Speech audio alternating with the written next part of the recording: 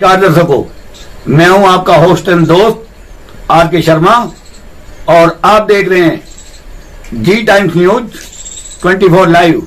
आज के मुख्य समाचार। उच्च शिक्षा विभाग ने काउंसलिंग की पहली मेरिट सूची की जारी, 75% रहा कट ऑफ। राष्ट्रीय अध्यापक शिक्षा परिषद से मान्यता प्राप्त पाठ्यक्रमों में ऑनलाइन काउंसलिंग को लेकर मंगलवार को पहली कॉलेज आवंटन सूची जारी की गई। उच्च शिक्षा विभाग ने महज 70% विद्यार्थियों को सीट आवंटित की। पहली सूची का 75% कट ऑफ रहा। अधिकांश छात्र छात्राओं को 40 से 50 किलोमीटर दूर कॉलेज में प्रवेश मिले, जबकि सैकड़ों विद्यार्थियों को जिले के बाहर वाले कॉलेज आवंटित हुए। अब अगले 4 दिनों के भीतर विद्यार्थियों को ऑनलाइन फीस जमा करनी है। मध्य प्रदेश में गेहूं उपार्जन का लक्ष्य इस वर्ष नहीं होगा पूरा, लक्ष्य से 33 लाख टन पीछे। मध्य प्रदेश में इस वर्ष न्यूनतम समर्थन मूल्य पर गेहूं उपार्जन का लक्ष्य पूरा नहीं हो पाएगा। 2 बार तिथि में वृद्धि करने के बाद भी अब तक 47 लाख टन गेहूं का उपार्जन ही हो पाया, यानी लक्ष्य से 33 लाख टन कम। इसका कारण बाजार में अधिक मूल्य मिलना और उपज रोक कर रखना है। दरअसल इस वर्ष अतिवृष्टि के कारण उपज प्रभावित हुई। मध्य प्रदेश हाईकोर्ट ने कहा, बिना अंडरटेकिंग के कर्मचारी से रिकवरी करना अवैधानिक। हाईकोर्ट ने अपने एक महत्वपूर्ण आदेश में साफ किया कि याचिकाकर्ता कर्मचारी ने कभी भी रिकवरी से संबंधित अंडरटेकिंग नहीं भरी थी, इसलिए उससे वसूली नहीं की जा सकती। न्यायमूर्ति विवेक अग्रवाल की एकल पीठ ने इस टिप्पणी के साथ स्पेशल ब्रांच के सब इंस्पेक्टर के विरुद्ध जारी की गई रिकवरी को निरस्त कर दिया। कोर्ट ने कहा कि यदि राशि की वसूली हो चुकी है तो 8% ब्याज के साथ 30 दिन के भीतर याचिकाकर्ता को भुगतान किया जाए। यात्रियों ने बताई चारधाम यात्रा की जमीनी हकीकत। भोपाल से चारधाम यात्रा पर गए लगभग 80 यात्री वापस लौटे हैं। यात्रियों ने बताया कि कई बुजुर्ग स्वास्थ्य कारणों से गंगोत्री यमुनोत्री के दर्शन नहीं कर पाए। बहुत से ऐसे लोग हैं जो बिना दर्शन किए ही वापस लौट आए। जगह जगह जाम लग रहा था। 5-5 घंटे जाम के बाद किसी तरह पहुंचे। आसपास रुकने की व्यवस्था नहीं थी। भीड़ के कारण हर चीज के दाम बढ़े हुए थे। पानी की बोतल 50 रुपए की मिल रही थी। नर्सिंग कॉलेज की अनियमितता की जांच करने वाले आरोपितों में सीबीआई के डीएसपी भी। मध्य प्रदेश में नर्सिंग कॉलेजेस में अनियमितता की जांच करने वाले सीबीआई अधिकारी ही रिश्वत लेने के मामले में गिरफ्तार हो चुके हैं।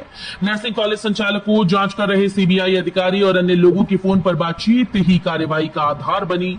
सीबीआई दिल्ली की टीम लगभग 1 माह पहले से सभी पर नजर रखी हुई थी।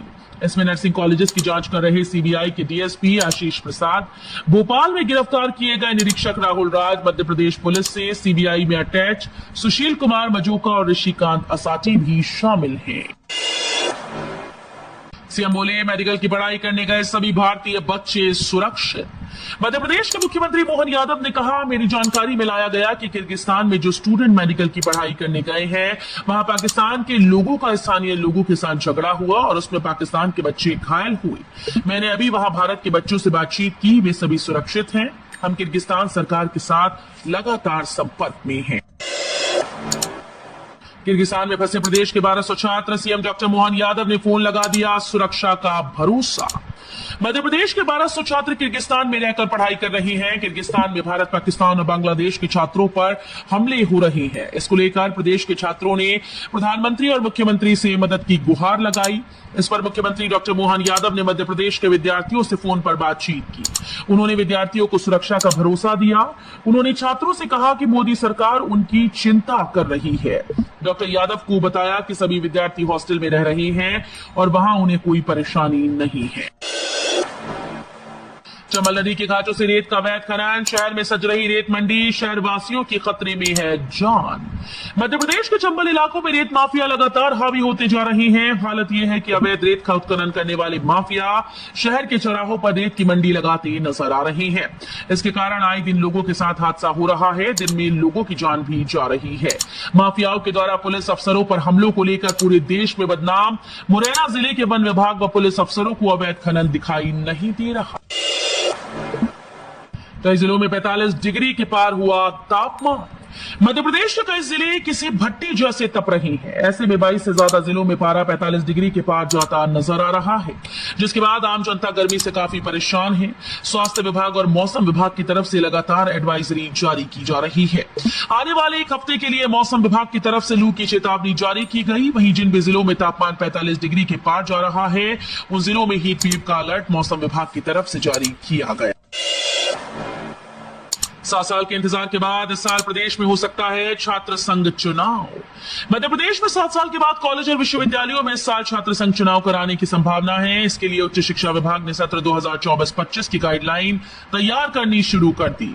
इस बार चुनाव होने की पूरी संभावना इसलिए भी है क्योंकि मुख्यमंत्री डॉक्टर मोहन यादव ने उच्च शिक्षा मंत्री रहते हुए प्रस्ताव तैयार कराया था और तत्कालीन मुख्यमंत्री को भेजा भी था। इंदौर में भिखारियों को भीख दी तो भरना पड़ सकता है जुर्माना, बैगर फ्री सिटी बनाने की कवायद। स्वच्छता के बाद अब इंदौर को बैगर फ्री सिटी बनाने की कवायद भी हो रही है। इंदौर में सड़क पर भीख मांगने वाले भिखारियों को भिक्षुक केंद्र भेजा जाएगा। भिखारियों को भीख देने वालों को जुर्माना देना पड़ सकता है। हालांकि इससे पहले प्रशासन शहरवासियों को जागरूक भी करेगा। इंदौर में भिखारियों की संख्या काफी बढ़ गई है। देवास, सोनकच्छ के कंजर डेरों के अलावा दूसरे प्रदेशों से आकर लोग इंदौर में भीख मांगते हैं। यूनाइटेड नेशन की कॉन्फ्रेंस में भारत का प्रतिनिधित्व करेंगी भोपाल की तान्या। अगस्त माह में सिंगापुर में Asian youth international model United nation conference का आयोजन किया जाना है। इसमें दुनिया भर के विभिन्न देशों से 2400 युवाओं का चयन किया गया है जो अपने अपने देश के विभिन्न विषयों पर चर्चा करेंगे।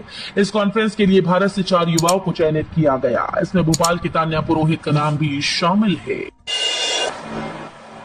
गौशाला के उत्तर दक्षिण भाग में 3-3 फीट की और हुई खुदाई। ऐतिहासिक गौशाला में भारतीय पुरातत्व सर्वेक्षण की टीम ने मंगलवार को 61वें दिन का सर्वे कार्य उत्तर और दक्षिण दिशा में पूर्ण किया। भीतरी भाग में सर्वे के तहत वीडियोग्राफी, फोटोग्राफी, क्लीनिंग और ब्रशिंग का कार्य हुआ। उत्तर और दक्षिण क्षेत्र में की गई खुदाई में 3-3 फीट गहराई और बढ़ चुकी है। अब 20 फीट तक की खुदाई हो चुकी है। अभी भी मशीनों के आने का इंतजार है, तभी यह सर्वे व्यापक और वैज्ञानिक रूप ले पाएगा।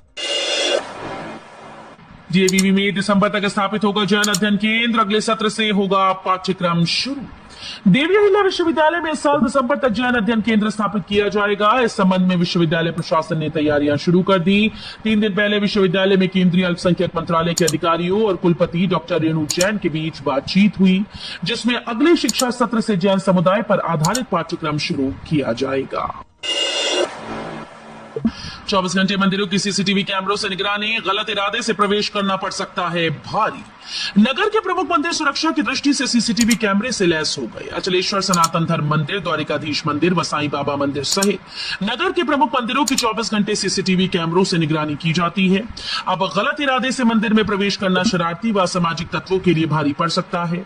मंदिर के गर्भगृह में किसी श्रद्धालु के सोने की चेन व पर्स पर हाथ डालने पर बदमाश सीसीटीवी कैमरे में कैद हो जाएगा और पुलिस उसकी पहचान फुटेज से आसानी से कर लेगी।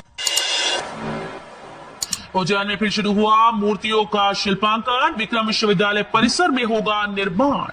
सम्राट विक्रमादित्य व राजा भोज के काल में शिल्पकला के क्षेत्र में समृद्ध रही उज्जैन में एक बार फिर से मूर्तियों का शिल्पांकन शुरू हो गया। महाराजा विक्रमादित्य शोधपीठ के सुप्रम को विक्रम विश्वविद्यालय उज्जैन द्वारा जमीन दी गई। जल्द ही मूर्ति निर्माण कार्यशाला विश्वविद्यालय परिसर स्थित जनसंचार व पत्रकारिता अध्ययनशाला के समीप शुरू होगी। किसानों को बड़ी राहत, 31 मई तक जमा कर सकेंगे फसल ऋण की राशि। प्रदेश सरकार ने किसानों के फसल ऋण जमा करने की तारीख बढ़ा दी। मध्य प्रदेश ने केवल उपार्जन से संबंधित कृषकों के लिए खरीद सीजन में वितरित किए गए अल्पकालीन फसल ऋण की देय तिथि बढ़ाकर 31 मई नियत की। सरकारी बैंकों के माध्यम से कृषकों को अल्पकालीन ऋण पर ब्याज अनुदान योजना के अंतर्गत वर्ष 2023-24 में 0% ब्याज दर पर योजना की निरंतरता के संबंध में निर्देश जारी किए। मुख्यमंत्री डॉक्टर मोहन यादव ने ली सिंघस 2028 की तैयारी को लेकर बैठक। मुख्यमंत्री डॉक्टर मोहन यादव ने सिंघस 2028 की तैयारी को लेकर बैठक ली। इस बैठक के दौरान उन्होंने मंत्रालय में अधिकारियों से चर्चा की। मुख्यमंत्री डॉक्टर यादव ने कहा कि उज्जैन नगर की जरूरतों और विकास को ध्यान में रखते हुए सिंघस पर केंद्रित कार्यों का क्रियान्वयन किया जाए। कांग्रेस विधायक केशव देसाई ने लगाया आरोप, सरकारी अस्पताल में इलाज न मिलने से हो गई बड़े भाई की मौत। अस्पताल परिसर में 108 एम्बुलेंस खड़ी होने के बावजूद भी नहीं दी गई। बीएमओ ने फोन भी रिसीव नहीं किया। ऐसे में समय पर उपचार न मिलने की वजह से बड़े भाई की मौत हो गई। गोहद के सिविल अस्पताल में स्वास्थ्य सुविधाओं को लेकर कांग्रेस विधायक केशव देसाई ने ये आरोप अस्पताल प्रबंधन पर लगाए। उनका कहना था कि जब उनके साथ ये बर्ताव है तो आम जनता की स्थिति क्या रहती होगी। इंदौर में जल जमाव की समस्या से कैसे मिलेगी मुक्ति? शहर में 127 किलोमीटर सड़क पर स्टॉर्म वाटर लाइन ही नहीं। इंदौर के 500 किलोमीटर लंबी सड़कों पर स्टॉर्म वाटर लाइन बिछाने के लिए वर्ष 2014 में योजना तैयार की गई थी। 10 वर्ष के बाद भी काम पूरा नहीं हुआ। आज भी शहर की 127 किलोमीटर सड़कें ऐसी हैं जिन पर स्टॉर्म वाटर लाइन नहीं बिछाई जा सकी। कुछ इंच वर्षा होते ही इन सड़कों पर जल जमाव की समस्या फिर से उठने लगती है। शहर में स्टॉर्म वाटर लाइन बिछाने का काम जिस गति से चल रहा है उसे देखते हुए इस काम की आगामी 5 वर्ष में पूरा होने की कोई संभावना नजर नहीं आ रही। मुख्यमंत्री के गृह क्षेत्र में जनता बिजली कटौती से परेशान, रात में भी हो रही बत्ती गुल। मध्य प्रदेश के मुख्यमंत्री डॉक्टर मोहन यादव के गृह जिले में जनता बिजली कटौती से परेशान है। बिजली 15 से 20 मिनट नहीं बल्कि 2 से 3 घंटे तक गायब हो रही है। इसकी सूचना के बाद उपभोक्ता विद्युत मंडल के 1912 नंबर पर फोन कर अपनी शिकायत जब दर्ज करवाते हैं तो महज खानापूर्ति होती है। अधिकारी फोन नहीं उठाते और उठा भी ले तो कोई संतोषजनक जवाब